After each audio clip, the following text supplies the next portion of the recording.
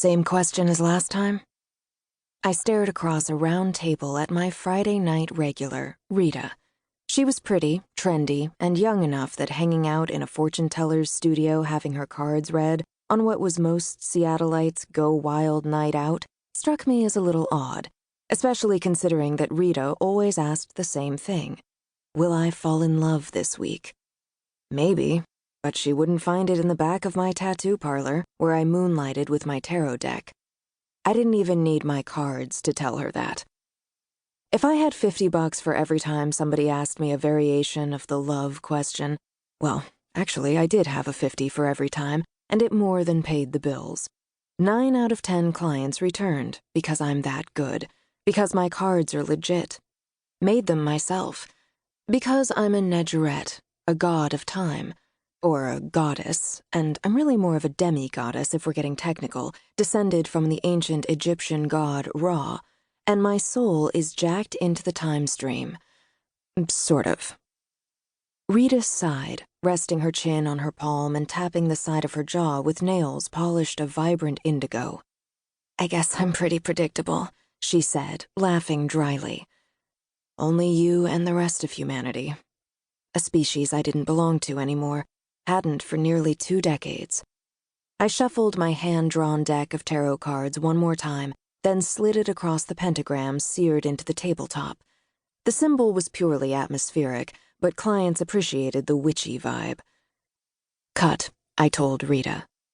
She straightened and reached for the deck, picking up a little less than a third and setting it next to the larger stack of cards. You know, Kat, she said, flashing me a sly smile, crimson lipstick stark against her straight white teeth. I've got a good feeling about this reading. She leaned forward as I retrieved the cards and stacked them to shuffle a few more times. All the shuffling was really for show. The only part of my routine that actually affected the reading was Rita touching the cards.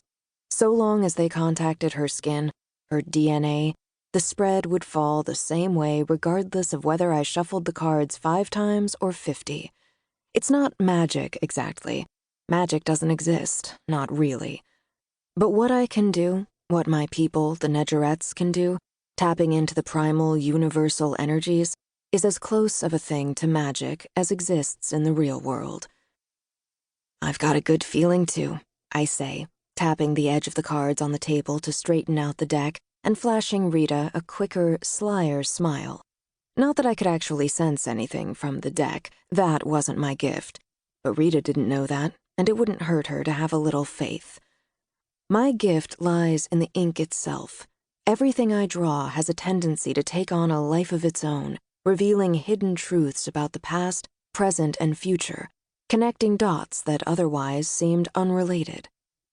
I set out 5 cards in a cross formation, then added a column of 3 cards on the right and 1 over the center of the cross, and frowned. I'd done this layout thousands of times, but this time it was different. Not because the pattern was strange, but because the designs on the cards were. They'd changed themselves. Again. It hadn't happened in nearly a year, and with the way my life had been plodding along, the definition of predictable, I wasn't expecting the change. Is this a new deck? Rita was craning her neck to look at the cards.